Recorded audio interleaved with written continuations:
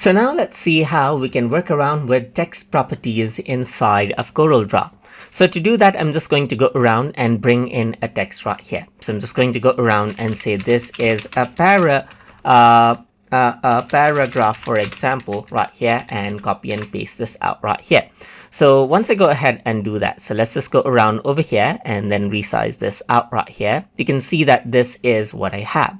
So now if I want to go ahead and then change around the text properties right here, then I can go around over here and select this out right here, and then you can see that I can go ahead and add in an outline to this as well. So let's say, for example, if I were to go around over here, I can add in an outline to this and choose a color right here. For example, if I were to select this, you can see that I can go ahead and change around the text design just like this as well.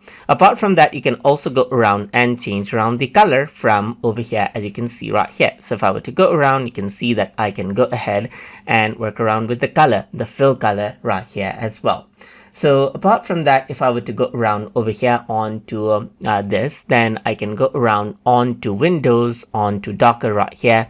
And if I were to go to properties right here, then as I select the text, you can see its properties around over here as well. For example, if I were to select this, then you have an option to go around and choose a particular type of a font, as you can see right here. And you can also go around and change around the line size right here and go around with different type of fills like gradient fill as well, the color fills, as you can see right here, and so forth right here. Apart from that, you can also go around over here and choose, let's say, for example, to color pattern, fountain fill right here, texture fill, and so forth right here, just like this as well for the background. And apart from that, you can also go around over here and choose around the point size right here, just like this as well. And you can even go for a hairline, as you can see right here.